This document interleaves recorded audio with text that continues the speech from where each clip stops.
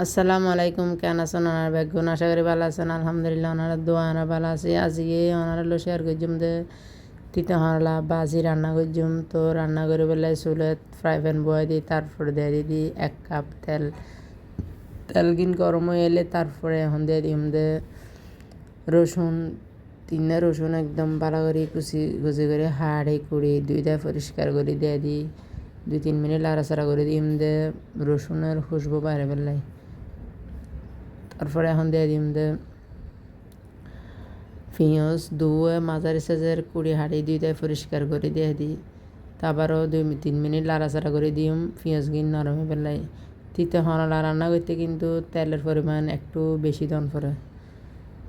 তারপরে এখন দিয়ে দিম দে চারগে কাঁচামরিচ কিন্তু বেশি জাল এতে লাই চারগে দিই। তারপরে 1 চামচ দিয়ে লবণ, 1 চামচের তো আরও একটু কম দিয়ে দিই হলুদ বেশি দিলে কিন্তু হলুদের গ্রান বাইরেও এতালে হলুদ কম করে দিয়ে দিই। তারপরে এখন দিম দে হাফ ফেলা মুসুরের ডাল।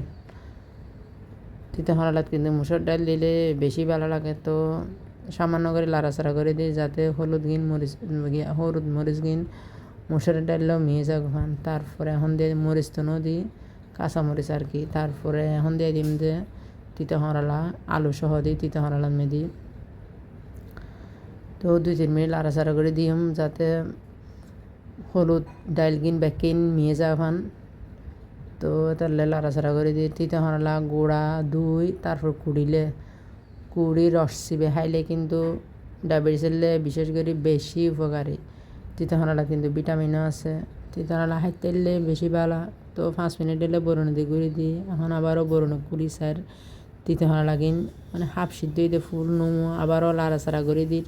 তিতে হরালা কিন্তু একদম বালা করে লাড়াচাড়া করে দন ফেরেন যাতে তিতে হরালা যেন কি নিচে যেন কি ন লাগে ফান এতালে লাড়াচাড়া করে দন ফেরে। এখন আবার 10 মিনিট হলে বরণে দিয়ে ঘুরি দিই। তিতে হরালা কিন রান্না প্রায় হিসেবে গই। তো তিতে হরালা প্রায় রান্না হয়েছে।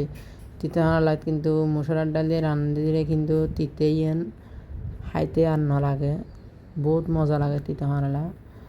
আবারও বরণে দিয়ে ঘুরি দিই। তিতে হরালা প্রায় হয়েছে।